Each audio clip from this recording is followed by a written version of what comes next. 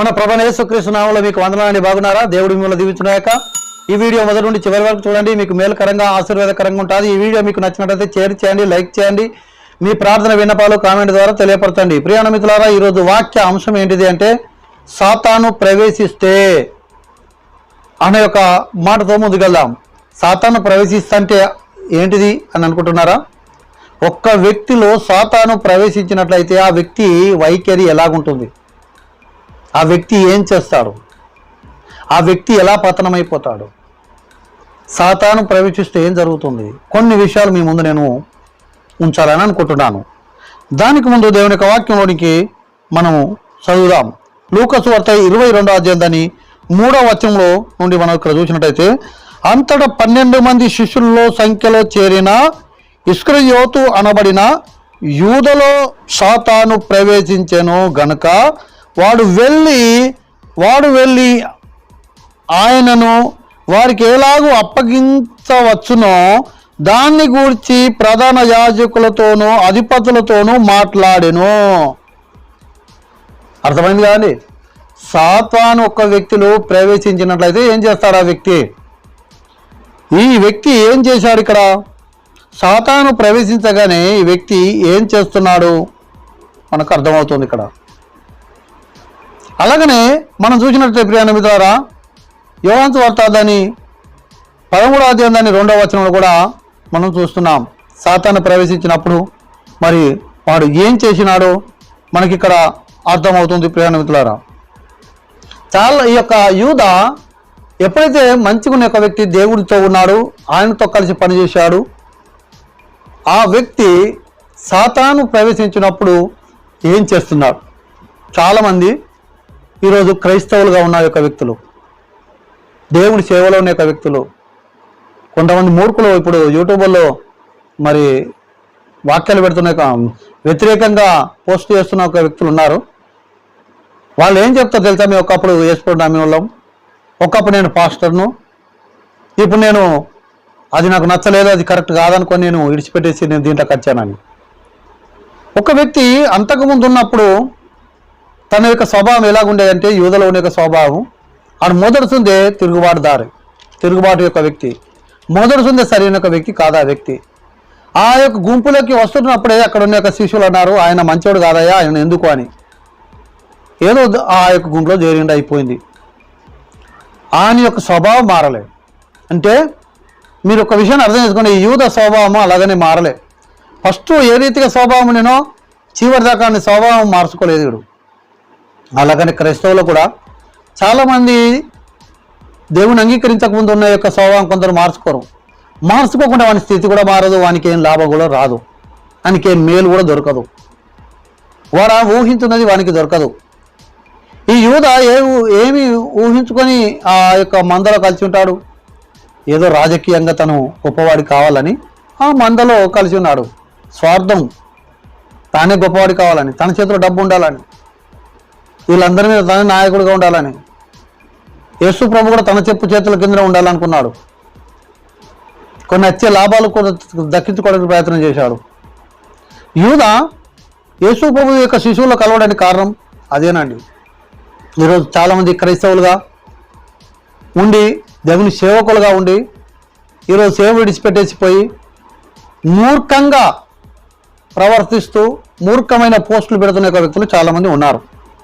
వాళ్ళ గురించి మనం ఆలోచించినట్టయితే వాళ్ళు ఎవరు? అసలు దేవుని గురించి తెలిసి ఈరోజు నాకు అన్ని తెలుసు బైబిల్ గురించి అంటున్నాను అంటే వాళ్ళు ఎవరనుకుంటున్నావు? ఒకప్పుడు దేవుని గురించి తెలిసిన వాళ్ళే, తెలుసుకున్న వాళ్ళే, ఇక్కడికి వస్తే ఏదైనా లాభాలు వస్తాయి అన్నదే. కానీ దేవుని నమ్ముకుంటే ఏం లాభాలు రావండి. ఆర్థిక సంబంధమైన లాభాల కొరకు దేవుని నమ్ముకోవద్దు. దేవుణ్ణి అంగీకరించిన ఒక వ్యక్తి, ఒక మంచి వ్యక్తి ఉండడానికి మాత్రమే దేవుని అంగీకరించాలి కూడా. దేవుని రాజ్యం చేరడం కొరకు దేవుని అంగీకరించాలి. దేవుని రాజ్యం కావాలి కాబట్టి అంగీకరించాలి. ఈ లోక సంబంధమైన కావాలంటే క్రైస్తవత్వంలోకి రావాల్సిన అవసరం లేదు. ఈ యూద లోక సంబంధమైన అవసరం ఉన్నది కాబట్టి మరి క్రైస్తవత్వంలోకి వచ్చిండు. అలాగనే ఇప్పుడు యూట్యూబ్లో మాట్లాడుకునే వ్యక్తులు కూడా అలాగనే వచ్చిన వాళ్ళే. ప్రియ మిత్రులారా, వారి స్వభావం పోలేదు కాబట్టి వాళ్ళ బ్రతుకు మారలే. అలా బ్రతుకు మారలేదు కాబట్టి ఈరోజు దీంట్లోకి వచ్చి ఇంకా చెలరేగిపోయారు. మళ్ళీ పాదానికి వెళ్ళిపోయి వాళ్ళలోకి సాతాను జొరబడింది. వాళ్ళను వాడుకుంటుంది సాతాను. ఎందుకు వాడుకుంటుంది? వాడు ఇంత బైబిల్ తెలిసినాడు కాబట్టి వాళ్ళ మీద ఇంత తిరుగుబాటు చేయొచ్చు కాబట్టి. వాడు సాతాను యొక్క తొత్తు, సాతాను సంబంధి వాడు. ఎందుకు సాతాను సంబంధం అయిపోయాడంటే వాడిని వాడుకుంటుంది సాతాను గారు. ప్రియమైన మిత్రులారా, ఆ వ్యక్తిలో సాతాను జొర్రబడ్డది అంతే. వాడు మాట్లాడుతున్న మాట సాతాను యొక్క మాటలే, వాడు చేస్తున్న యొక్క పోస్టింగ్లు అన్నీ కూడా సాతాను యొక్క బోధలే, సాతాను మాటలే. సాతాను ఎప్పుడు సత్యం చెప్పదండి. వాడు అనుకుంటాడు నేను తెలివిగలనని. ప్రియమైన మిత్రులారా, ఈ యూద బాగా తెలివిని ఉపయోగిస్తున్నాడు, బాగా ఆలోచన చేస్తున్నాడు. ఇక్కడ పోయి ఎలా పట్టియాలి, ఎప్పుడైతే సాతాను వచ్చిందో, సాతాను వస్తే ఎదుటి యొక్క వ్యక్తిని ఎలా పట్టియాలా, ఎలా మోసం చేయాలా, ఎలా డబ్బు సంపాదించాలా, ఎలా ఇతరులకు మోసం చేయాలా, ఇవేనండి సాతాను ప్రవేశించినోడు. ఈరోజు చాలా మందిలో ప్రవేశించినాడు. యూద బయటపడాడు, కొత్త బయటపడిన వాళ్ళు చాలామంది ఉన్నారు. ఈరోజు క్రైస్తవులుగా కొంతమంది బయటపడ్డ వాళ్ళు ఉన్నారు, కొంతమంది బయటపడకుండా అదే సంఘాల్లో ఉండి కూడా ఇలాంటి డబ్బు కొరకు ఆశపడే వాళ్ళు లేరా? ఎలా పట్టియాలి, ఎలా డబ్బు సంపాయాలి, ఎలా పట్టియాలి, ఎలా డబ్బు సంపాయాలా, ఎలా క్రైస్తవులకు మోసం చేయాలి, ఎలా దేవుడికి మోసం చేయాలి. ఇదే పని అండి సాతాను ప్రవేశించినట్లయితే. అదే గుణం వాళ్ళకు. వాళ్ళకి కావాల్సిందే భౌతిక సంబంధమైనే కావాలి వాళ్ళకి. ఆత్మ సంబంధం ఉంటేంది, లేకుంటేంది. పరలోక రాజ్యం ఉంటేంది, లేకపోతేంది. అసలు పరలోక రాజ్యమే లేదంటాడు వాడు మూర్ఖంగా.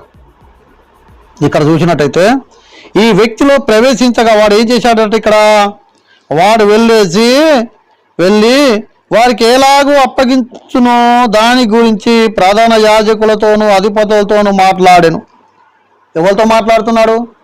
ఇంతమంది క్రైస్తవులకు లేకుండా చేస్తే ఏమిస్తావు? ఇంతమంది సువార్త జరగకుండా ఇన్ని చర్చిలు కూల్చేస్తే ఏమిస్తావు? ఇంతమందికి చర్చికి బంద్ చేస్తే ఏమిస్తావు? వాళ్ళు ఎందుకు బంద్ చేస్తున్నారంటే వాళ్ళ నమ్ముకున్న దయ్యం మీద, సాతాను మీద యొక్క ప్రేమతో కాదు. వాళ్ళకు డబ్బు కావాలి. వారిలో ఉన్నది సాతాను కనుక సాతాను కొరకు పని చేసుకుంది. ఆ వ్యక్తిని వాడుకుంటాను అంతే. ఇలాంటి వ్యక్తులను సాతాను వాడుకుంది. పాపం వాళ్ళు మంచోళ్ళే. సాతాను వాడుకొని వాడు సాతాను దొరకడంతో పాడైపోయాడు. తాగుడుకు బలిసాడు, ఆని చంపాలి ఈయన చంపాలంటున్నాడు. వీళ్ళు లేకుండా చేయాలి, వాళ్ళు లేకుండా చేయాలనుకుంటున్నారు. ఈ మతం లేకుండా చేయాలి, ఆ మతం లేకుండా చేయాలనుకుంటాడు. అంతే వాని పని. వాడిలో సాతాను ప్రవేశించింది కాబట్టి ఇక్కడ ఏం జరిగింది? ఇక్కడ మనం చూసినట్టయితే వీళ్ళలో ప్రవేశించగానే ఏ రీతిగా మరి యేసు ప్రభువును పట్టించాలి, యేసు ప్రభువు లేకుండా చేయాలి, దేవుడుగా కాకుండా చేయాలి. నీ చేతిలో ఉందా బిడ్డ? దేవుణ్ణి దేవుడుగా అనకుండా నీ చేతిలో ఉందా? నువ్వు నమ్మినంత మాత్రం దేవుడు ఆక మానతాడా? నువ్వు ప్రార్థించకుంటే, నువ్వేదో పూజలు చేయకుండా దేవునికి ఏం విరిగిపడదు. చాలామంది ఏమనుకుంటారంటే, మేము పూజించకుంటే, భక్తులు లేకుండా చేస్తే, భక్తులనే లేకుండా చేసినట్టయితే, ప్రార్థన చేసడం లేకుంటే క్రైస్తత్వం ఆగిపోద్దని. మూర్ఖ ప్రజలు అన్నాడు. పర్వరాజు అలాగని అనుకున్నాడు. ఏ రీతిగా ఈ క్రైస్తవం లేకుండా చేయాలని చెప్పేసి మంత్రస్థానంలో చెప్పాడు. ఇది ఒక పురుట్లోనే వాళ్ళని చంపేయండి. వాళ్ళు ఎదగద్దిగా పురుట్లను చంపేయాలంటే మళ్ళీ కొన్ని రోజులు చూస్తే ఇంకా ఎదుగుతూ కనబడ్డారు. చెప్పిన దానికన్నా ఇంకెక్కువ ఎదుగుతున్నారు. ఏంది?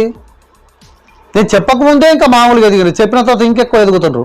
అవునండి, ఎంత ఒత్తిడి చేస్తారో అంత ఎక్కువ ఎదుగుతారు.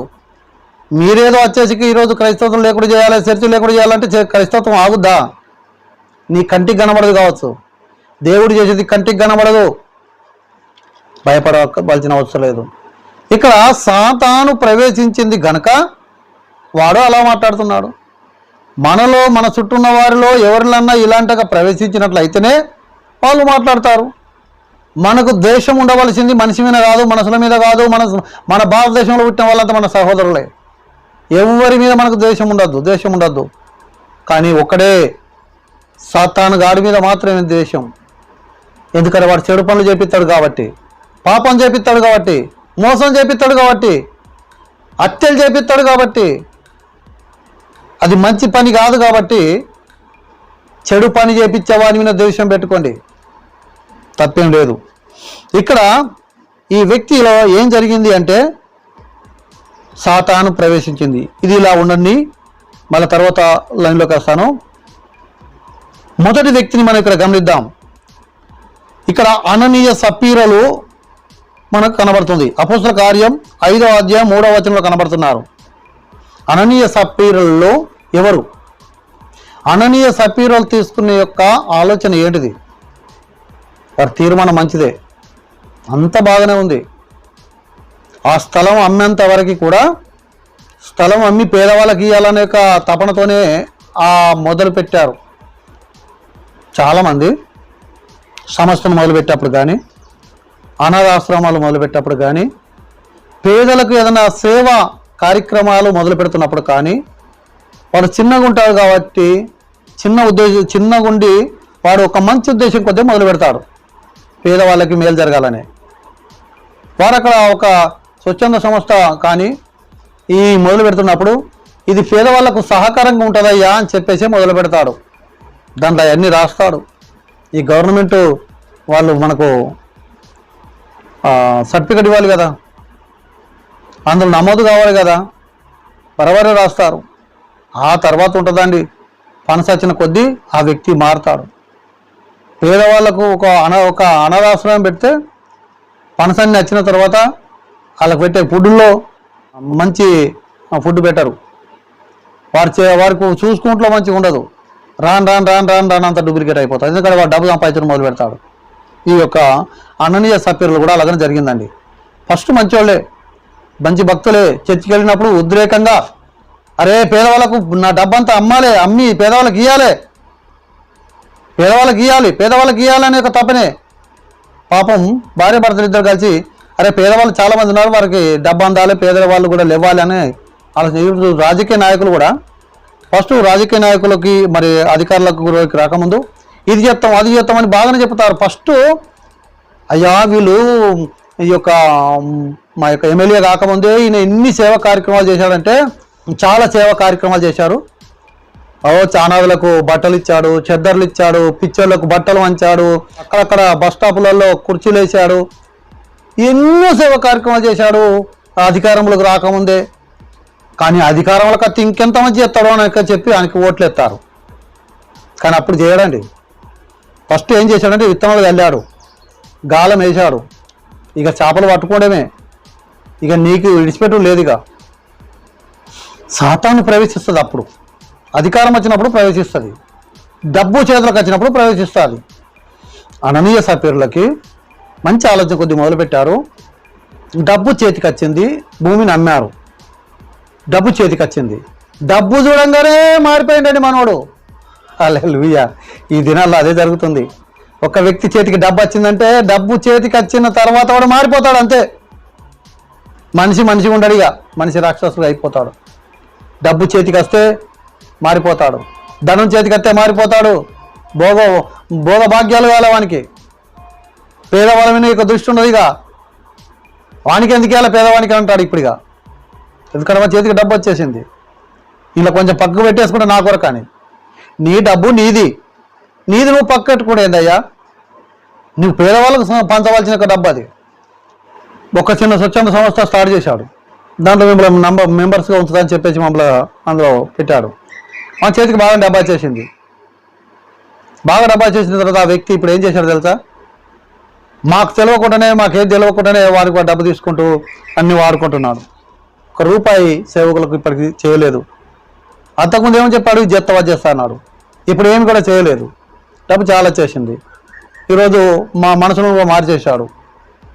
మన చేతికి డబ్బు వచ్చింది కదా, ఇప్పుడు చేతికి వచ్చిన తర్వాత ఈ వ్యక్తులను చూపించుకుని ఎంత తీసుకున్నాడు కదా, మారిపోయాడు. ఏమైపోయాడు, అననీయ సప్పీరులు అయిపోయాడు. ఇక అయిపోతారు అంతే. చేతికి డబ్బు వస్తే అననీయ సప్పీరుగా మారిపోకటనే. ఈరోజు ప్రభా నాకు జాబ్ రావాలి అంటారు. జాబ్ వచ్చిన తర్వాత ఏమవుతుంది, అననీయ సప్పీరుగా మారిపోవాల్సిందే. ఎందుకంటే చేతికి డబ్బు వచ్చింది, దేవుడికి ఇచ్చవలసింది కూడా దొంగతనం చేయవలసిందే. లేకుంటే మాత్రం బతిలాడతాం, చేతికి వస్తే మారిపోతాం. ఈ అననీయ సప్పీరులు అంతకుముందు మంచి వాళ్ళే, కానీ సాతాను వచ్చిన తర్వాత ఏమైంది, అందుకొరకు అంటాడు మీలో ఇద్దరిలో కూడా సాతాను ప్రవేశించింది అంటాడు. ఇక్కడ సాతాను ప్రవేశించింది కాబట్టి మీరు ఇలా మాట్లాడుతున్నాడు అంటాడు. మీలో ప్రేరేపించింది సాతాను కాబట్టి మీరేం చేయాలా, నీ భర్తను మోసుకొచ్చిన వాని పాదాలు అక్కడే ఉన్నాయి ఆకిట్లో, నిన్ను కూడా మోసుకొని పోతారు. భార్య పోయింది, భర్త వేయండు. సాతాను ప్రవేశిస్తే ఏం జరిగింది ఇక్కడ? సాతాను ప్రవేశించకముందు మంచివాడే, సాతాను ప్రవేశించిన తర్వాత డబ్బాశ మీద పడ్డది. డబ్బాశ మీద పడ్డ తర్వాత పతనం అయిపోయాడు. మనిషి బ్రతకంతేనండి, ఏది ఆశిస్తాడో దాన్ని అదే పతనం చేస్తాడు. రెండో వ్యక్తి గురించి ఇందాక మీకు చెప్పాను కదా, యూదా గురించి. ఈ యూదా లూకా సువార్త 6వ అధ్యాయం 16వ వచనంలో మనం చూస్తున్నాం. యోహాను సువార్త 13వ అధ్యాయం 26వ వచనంలో చూస్తున్నాం. ఈ యూదలో ఏం జరిగింది ఇక్కడ? ఎప్పుడైతే చేతికి డబ్బు సంచి చేతికి వచ్చేసింది, మామూలుగా ఒక వ్యక్తి, అప్పుడు డబ్బు సంచి చేతికి వచ్చేసింది. అన్నీ కూడా పేదలకు వంచాలన్నా ఏది వంచాలన్నా ఈయన చేతుల్లోనే. డబ్బు ఆమోహం ఇతరులోనికి వచ్చేసింది. డబ్బు రోజు చూస్తున్న ఒక వ్యక్తికి మళ్ళీ డబ్బు లేకుండా మనసున పట్టదండి. పేదవాని చేతిలో లేకుండా అయితే కానీ ఉన్నోని చేతిలో డబ్బు లేకుండా అయితే వాడు బతకడండి. ఈ యూద పరిస్థితి అలాగే జరిగింది. అంతకుముందు మంచి ఉద్దేశం కొద్దిగా దేవుడి శిష్యులలో కలిచాడు. ఆ తర్వాత ఏమైనాడు? డబ్బు చేతికి వచ్చేసింది. ఘనత కావాలి, గొప్పతనం కావాలి, మొదటి సీట్లో కూర్చోవడం కావాలి. ఆలెట్ యొక్క వ్యక్తిగా మారిపోయాడు. సాతాను ఆ వ్యక్తులకు ప్రవేశించింది. సాతాను ప్రవేశించగానే ఈ వ్యక్తి ఎలాగ మారిపోయాడినా? ఎలాగ మారిపోయాడంటే అన్నం పెట్టిన యొక్క వ్యక్తికే సున్నం పెట్టే వ్యక్తిగా మారిపోయాడు. ఆ వ్యక్తిని పట్టించే ఒక వ్యక్తి మారిపోయాడు. డబ్బు సాతాను మాయా అండి ఇదంతా. సాతాను ప్రవేశించిన యూదలో వాడు ఏమైపోయాడు? సాతానుగానే మారిపోయినట్టు ఇక్కడ మనకు కనబడుతుంది. ఇక్కడ యోహాను సువార్త 6వ అధ్యాయం 70వ వచనంలో చూస్తే యూదా సాతాను అని అన్నాడు. వాడు ఒక సాతాను అయిపోయాడు. వాడు సాతాను అని పిలువబడ్డాడు. సాతాను ప్రవేశించింది, వాడు సాతాను అయినాడు. సాతాను అంటే ఎట్లా అవుతాడండి? అంతకుముందు దేవుని భక్తుడే. ఇక్కడ సాతాను ప్రవేశించిండు, వ్యక్తిలో సాతాను ప్రవేశించింది. ఆ వ్యక్తినే సాతాను అన్నాడు. ఇక్కడ చూడండి, వాడు సాతానుగా మారిపోయాడు. సాతానుగా మారిపోయిన వాడు సాతాను క్రియలు చేయకుండా మంచి క్రియలు చేస్తాడండి. ఈరోజు సాతానుగా మారిపోతే ఈ యూద పరిస్థితి ఏం జరిగింది? ఎలాగ క్రైస్తవులను పట్టియాలి, ఎలాగ ఇతరులకు ముప్పు చేయాలి, ఎలాగ మంచోళ్ళకు మోసం చేయాలి, ఎలాగ మంచోళ్ళు మంచితనం లేకుండా చేయాలి, ఇదేంటి సాతాను ప్రవేశించే జరిగేది. చెడుతనాన్ని విస్తరింపజేయాలి, మంచితనాన్ని లేకుండా చేయాలి. ఇది మతాలకు జరుగుతున్న యుద్ధం కాదు. ఇక్కడ చూసినట్టయితే ఇది ఏ యుద్ధము అంటే మంచి వాళ్లకు అనగా దేవుని యొక్క బిడ్డలకి సమూహానికి అనగా నీతికి అవినీతికి జరుగుతున్న యుద్ధం. ఇది నీతికి అవినీతికి జరుగుతున్న యుద్ధం అని చెప్పచ్చు మనం. సాతాను కన్నా ముందు, సాతాను చొరబడడానికన్నా ముందు నీతిమంతుల గుంపున్నాడు. సాతాను చొరబడిన తర్వాత నీతిమంతులకు అపోజిట్గా సాతానుకు సపోర్ట్గా మారిపోయాడు యూదా. సాతానుగా మారిపోయాడు. ఇప్పుడు ఎవరెవరికి యుద్ధం జరుగుతుంది? ఎవరెవరికి యుద్ధం జరగాలి? అప్పుడు అంతకుముందు యేసు శిశువులు యూదా అన్న సహోదరులే. వాళ్ళు సహోదరులుగానే ఉన్నారు. కలిసి తిన్నారు, కలిసి ఉన్నారు, కలిసి పండుకున్నారు, కలిసి పనులు చేసుకున్నారు, కలిసి అన్ని చేశారు. సాతాను ప్రవేశించగానే యూదా సాతాను గుంపు అయిపోయింది, శిష్యులేమో దేవుని గుంపు అయిపోయారు. ఇప్పుడు కూడా అలా జరుగుతుందండి. భారతదేశంలో అందరూ పుట్టి అందరూ భారతీయులు అందరూ కూడా సహోదరులుగా ఉండవలసిన ఈ దేశంలో అందరం భారతీయులం, అందరు సహోదరులం, అందరూ కలిసి ఉండాలి. అందరిది మన దేశం, ఇది మన దేశం, మనం పుట్టిన గడ్డ, మనం పుట్టిన భూమి, కలిసి పనికి వెళ్ళాం, కలిసి పని చేశాం. కానీ ఈరోజు సాతాను ప్రవేశించిన ఆ వ్యక్తిలో వాడంటున్నాడు, మీరు వెళ్ళిపోండి మాది. సాతాను ప్రవేశిస్తే అదే జరుగుతుందండి, అదే మాట్లాడతారండి. వానిలో ఉన్నది సాతాను, వాని కొరకు ప్రార్థన చేయండి, వాడు బాగుపడాలి, సాతాను నుండి వాడు విడుదల పొందుకోవాలి, వాడు మంచోడే. సాతాను ప్రవేశిస్తే ఇట్లా చేశాడు కానీ వాడు మంచోడే అని సంగతి ఇక్కడ మనం అర్థం చేసుకోవాలి. లేకుండా అలా చేసేవాడు కాదు. వీళ్ళంతా ఇట్లా చేస్తున్నారంటే దానికి కారణం ఏంది? సాతాను వాళ్ళు ప్రవేశించి అలా చేస్తున్నారు అన్న సంగతి ఇక్కడ మనం అర్థం చేసుకోవాలి. ఇక్కడ అంటున్నాడు కీర్తనలు 41 అధ్యాయం 9వ వచనం చూస్తే, నా ఇంట్లో భోజనం చేసిన వాడే ఏం చేస్తున్నాడు? నన్ను పట్టిస్తాడు. నాతో కలిసి భోజనం చేసిన వాడే. వీళ్ళంతా ఎవరు? మన సహోదరులు కాదా? ఈరోజు మతం గొడవ, వీళ్ళు ఉండద్దు, వాళ్ళు ఉండద్దు, ఇక్కడ గుడి వద్దని తిరుగుతున్న వాళ్ళంతా ఎవరు? మన సహోదరులు కాదా? వాళ్ళు మనం కలిసి లేమా? మనతో కలిసి భోజనం చేసిన వాళ్ళు కాదా? ఈరోజు వాళ్ళు మనకు ఏమైపోయారు? మనం వాళ్ళకు విరోధులుగా కనబడుతుంటున్నాం. మనకు వాళ్ళ స్నేహితులే, వాళ్ళకు మనం విరోధులు కనబడుతున్నాం. కారణం ఏంది? వాళ్ళు సాతాను చూరబడ్డది. సాతాను చూస్తే ఇలా మారుతారండి. మతాలు లేస్తాయి, అన్నీ కూడా గొడవలు లేస్తాయి. వీళ్ళంతా సాతాను చొరబడి యొక్క వ్యక్తులు, అర్థం చేసుకోండి.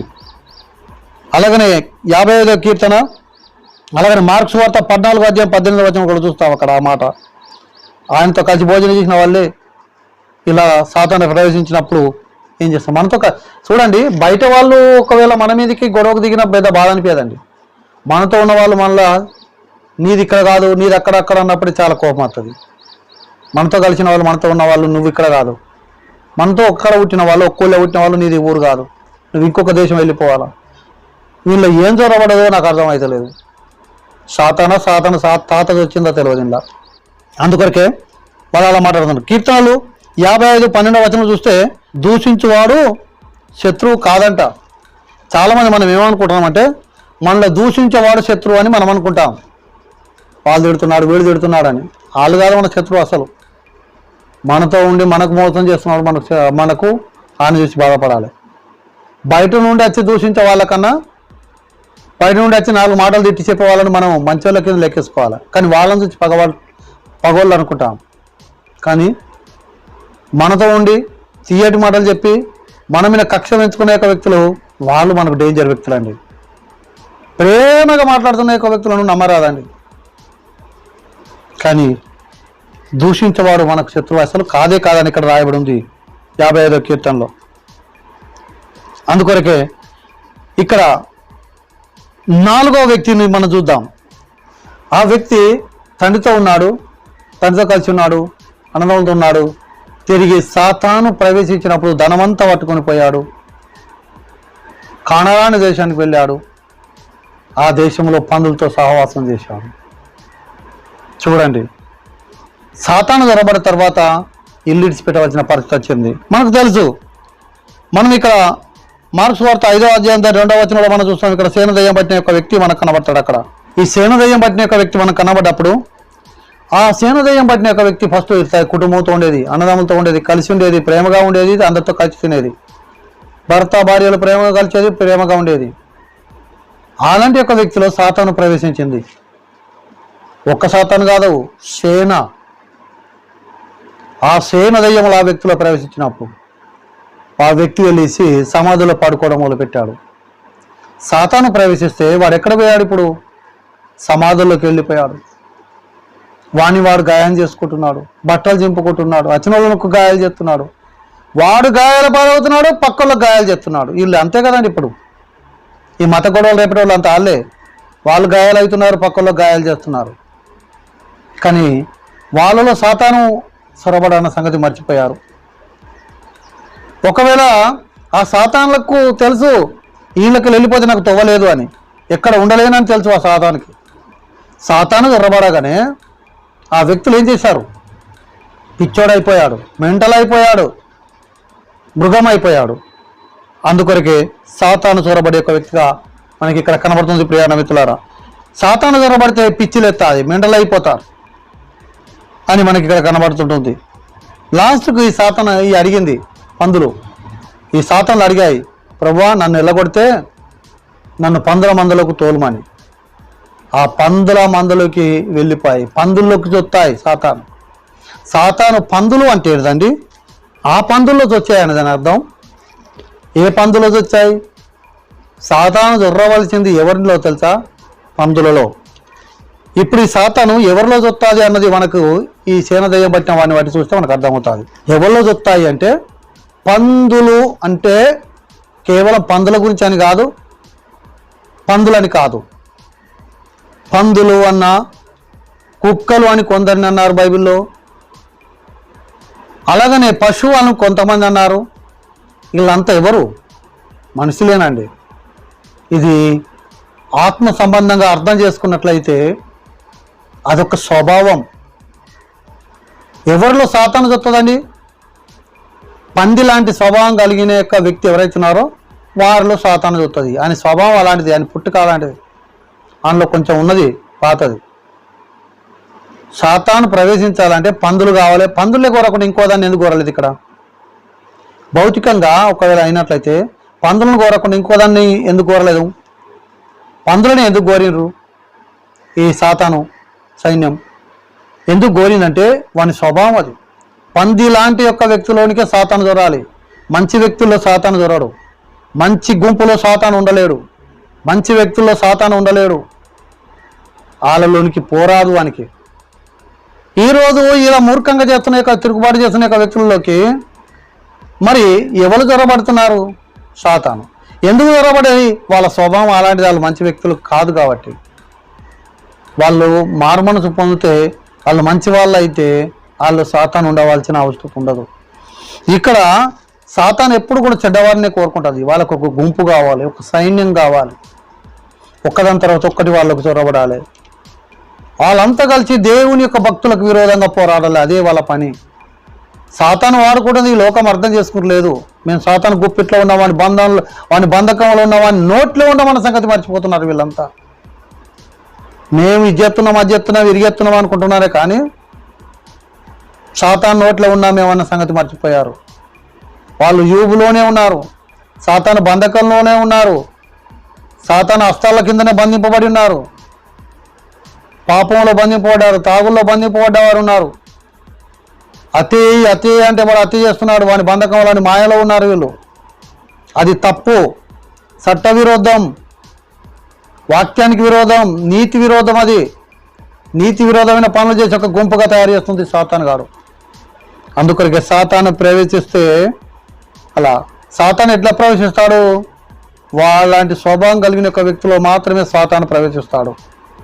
నాకు దయ్యం చూచింది, దయ్యం పట్టింది. నీకు దయ్యం ఎందుకు పట్టింది అయ్యా? నీకు దయ్యం ఎందుకు పట్టింది? దయ్యం పడ్డానికి కారణం ఏంది? నీ స్వభావం అలాంటిది, నీ వ్యక్తి అలాంటివి. నువ్వు మంచిని అయితే నీకు సాతాను ఎందుకు వస్తుంది? నీ గుణం మంచిగా నీలో సాతాను ఎందుకు ప్రవేశిస్తుంది? నీ ఆలోచన మంచిగా సాతాను ఎందుకు ప్రవేశిస్తుంది? జాగ్రత్తగా ఉండు. నువ్వు మంచి వ్యక్తిగా మారు, అవి నీళ్ళకి రాదు. మంత్రం చేసిన మంత్రం శక్తులు నీలోకి ఎందుకు వస్తాయి? ఒక క్రైస్తవుడు అయ్యిండు, నీకు మంత్రం వచ్చిందా? మంత్రం వచ్చిందా? మంత్రం నీలోకి ఎలా వచ్చింది? మంత్రం రావడానికి కారణం ఏంది? నీ స్వభావం ముందు మార్చుకున్నట్టే మంత్రం నీలో ఎందుకు పనిచేస్తుంది? ముందు వ్యక్తిత్వాన్ని మార్చుకో, ఆ సాతాను శక్తులు నీలోకి ప్రవేశించవు. ప్రియుని మిత్రులు అలా చెప్పుకుంటూ పోతే చాలా ఉన్నాయి. ఈ సేన దయ్యం పట్టిన వానిలో ఆ పందులోకి పోవడానికి సాతాను అడిగింది. పోయి సముద్రంలో పడి ఊపిరి మెలగక చచ్చిన అని రాయబడింది. ఈ పందులు ఎక్కడికి వెళ్ళాయంట? సముద్రంలోకి వెళ్ళాయి. సముద్రం అంటే ఏ సముద్రం అండి? ఏ సముద్రంలో పడిపోయాయి అవి? లోకమైన సముద్రంలో పడిపోయాయి అన్నీ. యేసు ప్రభు రాకడ కాలంలో లోకమైన సముద్రం, ఆ సముద్రంలో పడతాయని కాదు. ఇక్కడికి వెళ్ళి బంగాళాఖాతంలో ఎక్కడ పోయి దూకి సత్తాయని కాదు. ఏ సముద్రంలో పడి సత్తాయి? సముద్రం అంటే లోకం. ఈ లోకంలో ఉండిపోతారు వీళ్ళంతా అని అర్థం. యేసు ప్రభు రాకడ దినాల్లో భక్తులు ఎత్తబడితే ఈ పందు లాంటి స్వభావం కలిగిన వాళ్ళు ఇక్కడనే విడవబడతారని అర్థం.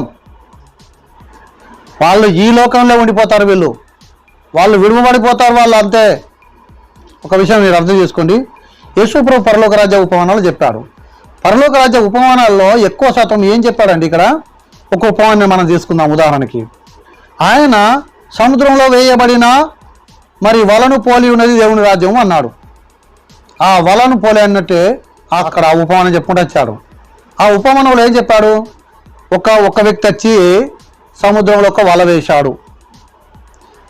ఆ వల పట్టుకుని వచ్చి వల వేశాడు. ఆ వలలో నానా రకాల చేపలు పడ్డాయి. నానా రకములైన చేపలు పడితే అందులో మంచి చేపలు ఉన్నాయి, చెడ్డ చేపలు ఉన్నాయి. మంచి చేపలు తీసి బుట్టలు వేసుకున్నాడు, చెడ్డ చేపలు తీసి అదే సముద్రం అన్నే వారేశాడు. నేను చేపలకు పోయినప్పుడు అయితే అట్లనే చెప్తున్నాండి. చెడ్డ చేపలను తీసి అన్నీ ఇళ్ళని వారొచ్చు, నేను మంచి చేపలు తీసి మాత్రం బుట్టలు వేసుకుందు, లేకుంటే ఒడ్డుకన్నా వారవచ్చు అవి చావనని. మంచి చేపలు మాత్రమే బుట్టలు వేసుకుందు. ఇంటికి రావాల్సిన చేపలు మంచియే. అలాగనే దేవుడి రాజ్యానికి చేరవలసిన యొక్క వ్యక్తులు మంచివాళ్ళే. అందులోనే ఎందుకు వారిస్తామంటే అవి అననే ఉండిపోవాలా. అక్కడ మనం ప్రకటన గ్రంథంలో చూస్తాం, లాస్ట్కు సముద్రం ఉండదు అని చూస్తున్నాం. ఇక్కడ సముద్రంలో ఆ యొక్క ఉపమానం చెప్పాడు యేసు ప్రభు వచ్చినప్పుడు. ఆ యొక్క పనికొచ్చే చేపలని బుట్టలు వేసుకున్నాడు. బుట్టి అనగా దేవుని రాజ్యానికి సాదృశ్యంగా ఉంది. ఈ పనికిరాని చేపలంటే చేపలు కాదు, మనుషులే. కానీ ఇలాంటి ఒక పందు లాంటి వాళ్ళని అర్థం. వీళ్ళంతా ఎక్కడ వేయబడ్డారు? అదే ఎక్కడనే విడిచిపెట్టబడతారు, ఆనే వేయబడతారు. ఈ సముద్రంలో వేయబడ్డారు, సముద్రంలోకి వెళ్ళిపోయారు అనే ఒక మాట అది అర్థం అండి. ఈ సేన దయ్యం పట్టిన యొక్క వ్యక్తిలో ఆ దయ్యాలన్నీ ఎక్కడ కోరుకున్నాయి? సముద్రంలోకే. కనుక ఈ లోకంలో ఉండిపోతాయి. వాటికి ఒక రోజు ఉన్నది. దాన్నే మహాబబులోన్ అన్నారు. దానికి ఒక రోజు అంతం రాబోతుంది. ఆ అంతంలో అవి నాశనం కాబోతున్నాయి. దాంతోపాటు యొక్క ఈ వర్క్ చేస్తున్న యొక్క వ్యక్తులు ఉన్నారు, దాని సహోదరులంతా దాని టీంలో చేరి పనిచేస్తూ తప్పు పనులు చేపిస్తున్న యొక్క వ్యక్తులు మూర్ఖులు ఉన్నారు కదా, వాళ్ళంతా కూడా ఎక్కడ ఉండబోతున్నారు? ఈ లోకంలో విడిచిపెట్టబడబోతున్నారు. వాళ్ళు ఈ సముద్రంలోనే ఉండబోతున్నారు. సముద్రం అంటే బంగాళాఖాతం కాదు, సముద్రం అంటే ఈ లోకం. ప్రకటన గ్రంథం 13వ అధ్యాయంలో సముద్రంలో ఒక మృగం బయలుదేరను అంటున్నాం కదా. సముద్రం అంటే ఏ మృగం? ఏ సముద్రంకి వెళ్ళింది? లోకంలోకి వెళ్ళింది ఆ మృగం. మృగం అంటే దాని అర్థం ఏంటిది? బయటికి వెళ్ళింది దాంట్లోకి. అసలు దాని అర్థం ఏంటిది అంటే అర్థం చేసుకోండి, చెడ్డ గుణాలు చెడ్డ తలంపులు కలిగిన యొక్క వ్యక్తులు ఈ లోకంలోకి వెళ్ళి బయటికి వెళ్ళేసి వాళ్ళు గందరగోళం సృష్టిస్తారు అని అర్థం. ఈ లోకంలో బయటికి వెళ్తారు, మంచి వాళ్ళని పాడు చేయడానికి ప్రయత్నం చేస్తారు వాళ్ళు. ప్రియమైన మిత్రులారా, ఇలాంటి వాటిలో మనం భయపడవలసిన అవసరం ఏమీ లేదు. సాతాను ప్రవేశిస్తాలుగా జరుగుతుందన్న సంగతి ఇక్కడ మనం అర్థం చేసుకోవాలి. ఇక్కడ ఈ సేనదయ్యము సముద్రంలో మరి ఆ పందుల్లోకి ఎందుకు కోరిందంటే దాని అర్థం అది అన్న సంగతి ఇక్కడ మీరు గుర్తుపెట్టుకోండి. అలాగని చూసినట్లయితే ప్రియమైన మిత్రులారా, సౌలు సాతాను ప్రవేశించినప్పుడు యాజకుడిగా ఉండవలసిన యొక్క యాజకుడు చేసే ఒక పనులు చేశాడు. దేవుని రాజ్యానికి దూరం అయిపోయాడు. సాతాను జొరబడ్డ తర్వాత ఆ యొక్క దేవుని యొక్క సేవకుని చంపాలని ఎదురు చూసి తిరిగాడు. దేవుడు అభిషేకించిన వాడిని చంపడానికి ప్రయత్నం చేశాడు. దావీదును చంపడానికి ఎన్నో విధాలుగా ప్రయత్నం చేశాడు సౌలు. సాతాను ప్రవేశించినందుకు రాజా ఉండి కాపాడవలసిన ఒక వ్యక్తి అయి ఉండి సాతాను ప్రవేశించినందుకు ఆ వ్యక్తి ఏం జరిగింది ఇక్కడ? మరి దావీదును మంచివారిని చంపడానికి ప్రయత్నం చేశాడు. సాతాను ప్రవేశిస్తే అలా జరుగుద్ది. క్రైస్తవులు సేవకులు నాయకుల్లో సాతాను జొరబడ్డది. ఈ నేటి సేవకుల్లో సాతాను జొరబడితే ఏం చెప్తున్నారు? ఇలా సాతాను జొరబడదు కాబట్టి ఆ సంస్థలకు వచ్చే ఒక డబ్బును సేవకులకు వచ్చే ఒక డబ్బును వాళ్ళు తినేస్తుంటున్నారు. 6 నెలలకు ఒకసారి జీతం ఇస్తున్నారు. 6 నెలల జీతం అయితే అలాగే 3 నెలల జీతం ఇస్తున్నారు. 3 నెలల జీతం వెనకెత్తున్నారు. ఒకళ్ళు బట్టలు వంచమని 10,000 రూపాయలు ఇస్తే 5,000 రూపాయల బట్టలు వంచుతున్నారు. 5,000 రూపాయలు 4,000 రూపాయల బట్టలు వంచుతున్నారు. 6,000 జేబులు వేసుకుంటున్నారు. చర్చిలు కట్టమని అయితే చర్చిలకు వచ్చాక డబ్బులు లోపడేసుకుంటున్నారు. సంఘాలు కట్టమని విశ్వాసం తయారు చేయమని చెప్పి విశ్వాసాల కొరకు ఇచ్చిన డబ్బులను వీళ్ళు లోపడేసుకుంటున్నారు. మీ సంఘములో ధన సంపదలు ఉండాలి. ఆ సంఘంలోనే ఒక పేదవారికి సహకారంగా ఉండాలి, పేదవారికి అన్నం పెట్టేదిగా ఉండాలి ఆ సంఘం అని అనుకుంటే ఈరోజు కోట్ల కొద్ది వచ్చిన ఆస్తులన్నీ తీసుకుపోయి వారు బిల్డింగ్లు కట్టుకుంటున్నారు, కార్లు కొంటున్నారు. ఒక ఉన్నత యొక్క స్థాయిలో వారు ఉంటున్నారు.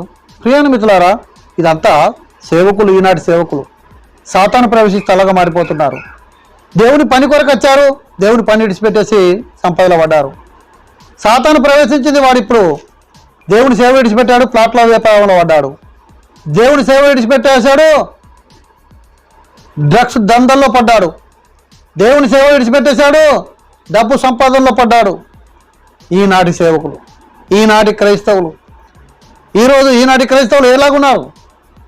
సాతాను ప్రవేశించింది కాబట్టి మంచి జాబ్ చేసి సత్యంగా న్యాయంగా ఉండవలసిన వ్యక్తులు లంచాలకు అలవాటు పడ్డారు, మోసాలకు అలవాటు పడ్డారు. లంచమిత్త తప్ప వాళ్ళు పనులు చేస్తలేరు. ఈరోజు ప్రజాప్రతినిధులు, ప్రజా అధికారులు, ప్రజలకు న్యాయం చేయవలసిన వ్యక్తులు లంచాల్లో పడ్డారు. ఎందుకు? సాతాను జొరబడ్డాది. ఈ దేశాన్ని సాతానే వెళ్తున్నాడు. సాతాను అన్నాడు, ఇదిగొన్న ఈ లోక రాజ్యములన్నీ నాయి అని. ఇవన్నీ యేసుప్రభు చూపించి అన్ని నాయి అన్నాడు. ఎందుకంటే వాడు వెళ్తున్నాడు, మనుషులను వెళ్తున్నాడు, మనుషులలో ఉన్నాడు వాడు, తప్పులు చేపిస్తున్నాడు వాడు. ఈ లోకంలో గలిబిలు, గందరగోళాలు, గొడవలు, సమస్యలు, దేశానికి సమాధానం లేకుండా, కుటుంబానికి సమాధానం లేకుండా, ఇల్లుకి సమాధానం లేకుండా, ఒక ఊర్లో సమాధానం లేకుండా ఊర్లో వాడు పిచ్చి కుక్క లెక్క తిరుగుతుంటున్నాడు. ప్రియమైన మిత్రుల ఒక విషయాన్ని మీరు అర్థం చేసుకోండి. ఎందుకు సాతాను ప్రవేశిస్తే సేవకుల సహితము ఈరోజు పాడైపోతుంటున్నారు. మనం జాగ్రత్తగా ఉండాలి. అలా పాడు కాకుండా మనం కాపాడుకోవాలి. మనిషి ఈరోజు మంచివారే, మనుషులంతా చెడ్డవాళ్ళు కాదు. కానీ మనిషిలో సాతాను ప్రవేశిస్తే మాత్రమే ఇలా చేస్తున్నారు. సాతాను నుండి బయటకు వద్దామా? వాని రాజ్యంలో నుండి బయటకు వద్దామా? సాతాను యొక్క పనుల నుండి బయటకు వద్దామా? తప్పుడు వ్యవస్థ నుండి బయటకు వద్దామా? నీతి న్యాయములను చేపడదామా? నీతికి సపోర్ట్ ఉందాం, సత్యానికి సపోర్ట్ ఉందాం. నేను మతానికి సపోర్ట్ ఉండమని చెప్పడం లేదు. మతానికి సపోర్ట్ ఉండకండి. మంచితనానికి సపోర్ట్ చేయండి, నీతికి సపోర్ట్గా ఉండండి. అప్పుడే నువ్వు నిజమైన యొక్క వ్యక్తిగా ఉంటావు, నీతి బతికించిన వాడిగా ఉంటావు, సత్యాన్ని బ్రతికించే ఒక వ్యక్తిగా ఉంటావు. ఇటు మాటలు దేవుడు దీవించును గాక. ఆమేన్.